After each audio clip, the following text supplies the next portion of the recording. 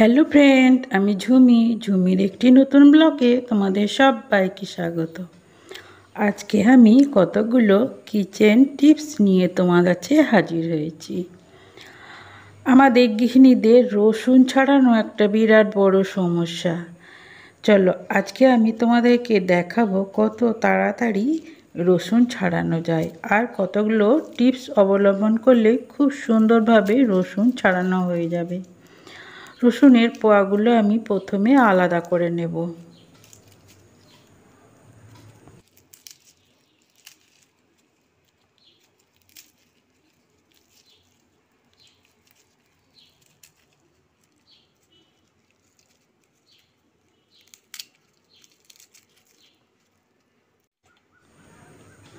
তারপর একটা বাটির মধ্যে জল দিয়ে রসুনের কোয়াগুলো আমি 10 মিনিটের মতো ভিজিয়ে রেখে দেব। এই কাজটা রান্না শুরু করার আগে করে নিতে হবে, তাহলে যখন রান্নার সময় প্রয়োজন হবে রসুনটা তখন ঝটপট বেরিয়ে আসবে।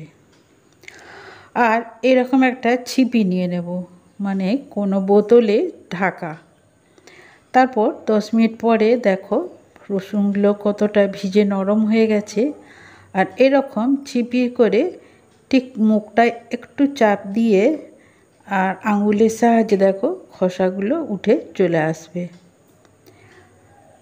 আর এতটাই নরম হয়ে যায় যে এরকম হাত দিয়ে চাপ দিলেও খোসাগুলো সুন্দরভাবে বেরিয়ে আসে। আমি একটা ছোট ছিপি নিয়েছি আর এই ছিপির সাহায্যে আমি দেখো কত সুন্দর খোসাগুলো আমি তুলে নিচ্ছি। এইভাবে আমি রসুনগুলো ঝটপট ছাড়িয়ে নেব, কারণ আজকে রবিবার, আজকে মাংসের দিন, মানে রসুন বেশ অনেকটাই লাগবে। আর এইভাবে রসুনকে আমি ছাড়িয়ে নিই আর খুব তাড়াতাড়ি হয়ে যায় আর নখে ব্যথাও হয় না। অনেক সময় কি হয়, এভাবে নখ দিয়ে ছাড়াতে হলে নখ ফেটে যায়, নখে ব্যথা হয়ে যায়। তাই এরকম ছিপির ছোঁচালো ধারালো অংশ দিয়ে চাপ দিয়ে দিয়ে যদি তুলে নেওয়া হয় খুব সুন্দরভাবে রসুনগুলো দেখো ছাড়ানো হয়ে যাচ্ছে। আবারও আমি একটা করে তোমাদেরকে দেখাচ্ছি, দেখো কত সুন্দর বেরিয়ে আসছে খোসাগুলো।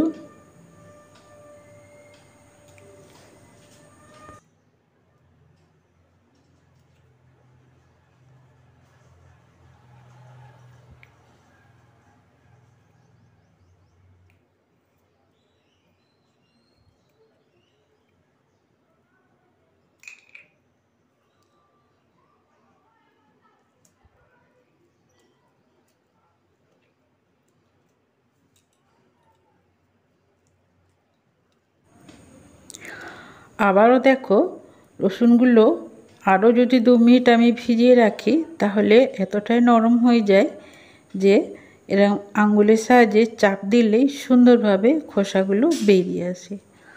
আবার দেখো এইভাবে চাপ দিলে ঘষে দিলেও রসুনগুলো ঠিক ঝটপট বেরিয়ে আসে।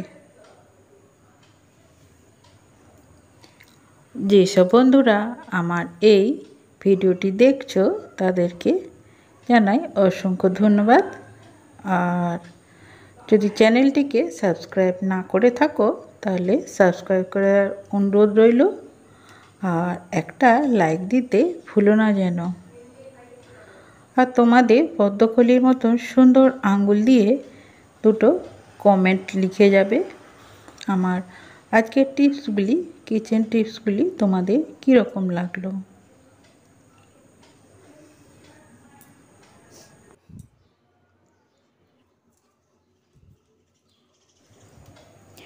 আমি আবারও একটা পদ্ধতি দেখাচ্ছি, দেখো রসুনের কোয়াগুলো এভাবে বের করে তারপর একটা ছুরির চ্যাপ্টা অংশ দিয়ে হাতে করে এভাবে চাপ দিয়ে একটু থেতলে নিতে হবে, তারপর সুন্দরভাবে ছাড়িয়ে নেওয়া যাবে।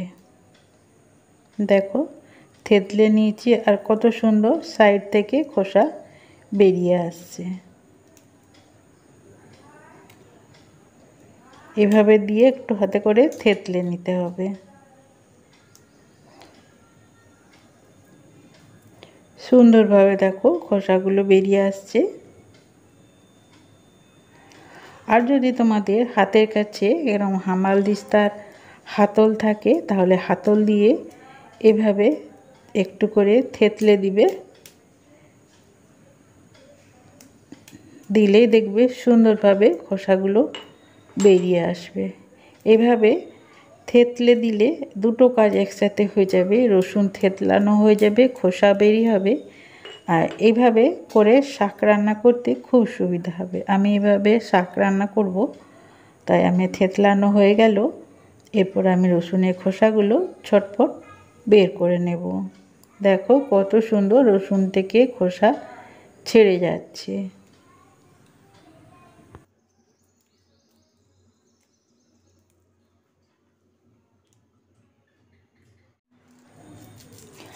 আবারও একটা পদ্ধতি দেখো, পুরো রসুনটাকে ধরে হাফ হাফ করে কেটে নিতে হবে। তারপর এভাবে চাপ দিলেই দেখো সুন্দরভাবে খোসাগুলো ছাড়ানো হয়ে যাবে। দেখো কোনো আঙুলে প্রেসার দিতে হচ্ছে না, একদম সুন্দরভাবে রসুনগুলো বেরিয়ে চলে আসছে দেখো। আর এভাবে করলে রসুন আর কুচি করার প্রয়োজন হবে না। যে রেসিপিতে রসুন কুচির প্রয়োজন হয় সেই রেসিপিতে এরকম করে রসুন কেটে তারপর খোসা ছাড়িয়ে নিলে একদম রসুন কুচিও হয়ে যাবে আর খোসাও সুন্দরভাবে ছাড়ানো হয়ে যাবে। দেখো সুন্দর হয়ে যাচ্ছে।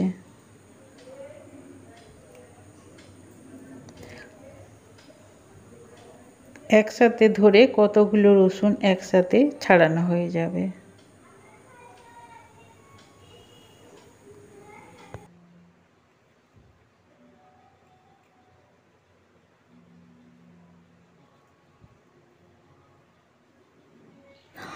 পাবদা মাছ ভাজার সময় আমাদের খুব গায়ে তেল ছিটকায়, তাই যদি পাবদা মাছকে নুন হলুদ মাখিয়ে তারপর যদি ওপর থেকে সর্ষের তেল মাখিয়ে দেওয়া হয় তাহলে কিন্তু পাবদা মাছ আর ফাটে না আর তেলও ছিটকায় না।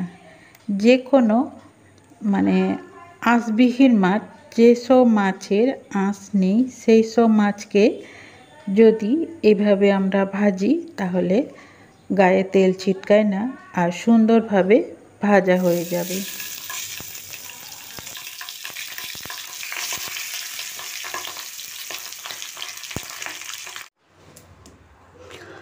আমরা অনেক সময় দুধে ছানা কাটাতে যেয়ে সমস্যায় পড়ি। দুধে হয় লেবু বেশি হয়ে যায়, টক বেশি হয়ে যায়, নাহলে আবার টক কম হয়। তাই 1 কিলো দুধকে সঠিকভাবে ছানা তৈরি করতে হলে এখানে 3 চামচের মতো লেবু রস নিতে হবে আর 3 চামচ জল নিয়ে নিতে হবে। তারপর সেটাকে ভালো করে গুলিয়ে ফুটন্ত দুধের মধ্যে এই লেবু রসটা দিয়ে দিলে দেখবে সুন্দর ছানা তৈরি হয়ে যাবে আর সবচেয়ে বেশি পরিমাণে ছানা তৈরি হবে। ছানার জলটা তৈরি করার জন্য বা ছানা কাটানোর জন্য আমি লেবু রসটা দিয়ে দিয়েছি। তারপর গ্যাসটাকে বন্ধ করে দিলাম। দেখো ছানার জলটা একদম পুরো সবুজ হয়ে গেছে আর ছানাটাও কি সুন্দর তৈরি হয়ে গেছে। এরপর একটা কাপড়ের মধ্যে ছেঁকে আর কিছুক্ষণ ঝুলিয়ে রাখলে সুন্দর একটা চাপ চাপ শক্ত ছানা পাওয়া যাবে। সেটা ভেঙেও যাবে না আর গুঁড়োও হয়ে যাবে না। চেষ্টা করবে সব সময় একটা কাপড়ের মধ্যে, সুতির কাপড়ের মধ্যে ছানাটাকে ছেঁকে আর ছানাটাকে জলটা ভালোভাবে ঝরিয়ে নিতে। যদি পনির তৈরি করতে চাও তাহলে একটা মানে ভারী জিনিস এই সুতির কাপড়ের মধ্যে ছানার মধ্যে দিয়ে রাখতে হবে।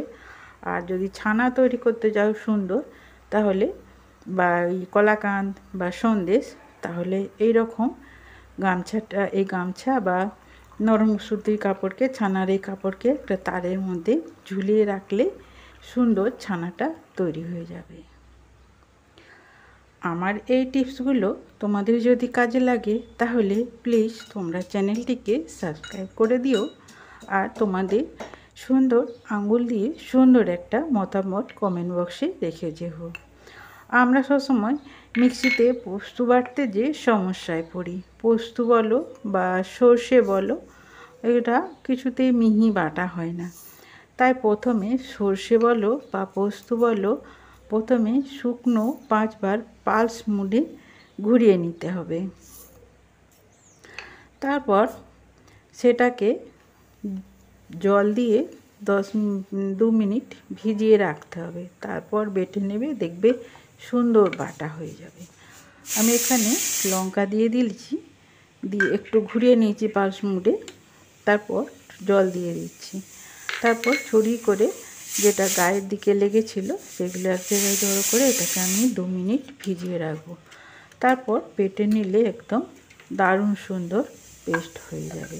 এইভাবে করে দেখো, আমি গ্যারেন্টি দিয়ে বলছি সুন্দর বাটা হবে। আচ্ছা, আমরা ফ্রাইড রাইস বা বিরিয়ানি বানানোর সময় ভাতগুলো কিছুতেই ঝরঝরে করতে পারি না, একটার সাথে একটা লেগে যায়, না হলে ঘাঁটা হয়ে যায়। তাই এইরকম মানে জলের মধ্যে, ফুটন্ত জলের মধ্যে লেবুর রস দিয়ে যদি আমরা মানে চালটাকে দিই, দেখবে সুন্দর ঝরঝরে ভাত হবে। লেবু রস দিয়ে দিয়েছি, একটাতে আমি ফ্যান গালবো আর একটাতে ফ্যান গালবো না, মানে একদম মাপে মাপে জল দিয়েছি। এক্ষেত্রে মানে যতটা চাল তার ডবল জল দিতে হবে, দিয়ে একদম ঢাকা দিয়ে দিতে হবে, মানে কোনো দিকে যাতে ভাপটা না বেরিয়ে যায়। দেখো সুন্দর হয়ে যাচ্ছে। যখন দেখবে একদম মাখা মাখা হয়ে গেছে, তখন গ্যাসটাকে বন্ধ করে দিতে হবে, দিয়ে 2 মিনিট রেখে দিলে এটা সুন্দর ঝরঝরে ভাত হয়ে যাবে। আর এদিকে যেটা আমি ফ্যান গড়াবো সেই ভাতটা দেখো, সেই ভাতটা কি হবে, ভাতটাকে আমি প্রথমে একটু টিপে দেখে নেব। এতে তো লেবুর রস আর নুন যা দেবার দেওয়া হয়েছে। আর এটাকে আমি আঙুল দিয়ে চেপে দেখব, যখন দেখব ভেঙে যাচ্ছে না, মানে চিড়ের মতন চেপটে যাচ্ছে, তখনই জানবো ভাতটা হয়ে গেছে। দেখো এই যে একটা ভাত নিয়েছি, এরপর দেখো চেপে দিচ্ছি, এবার দেখো চেপটে গেছে, ভাঙেনি, চেপটে গেছে, তখনই জানবে হয়ে গেছে। এরপর গ্যাসটা বন্ধ করে ভাতটাকে ছেঁকে নিতে হবে, দিলেই দেখো সুন্দর ঝরঝরে ভাত হয়ে যাবে। আজ তাহলে এই পর্যন্তই, আবারও হাজির হয়ে যাব অন্য কোনো ভিডিও নিয়ে। টাটা।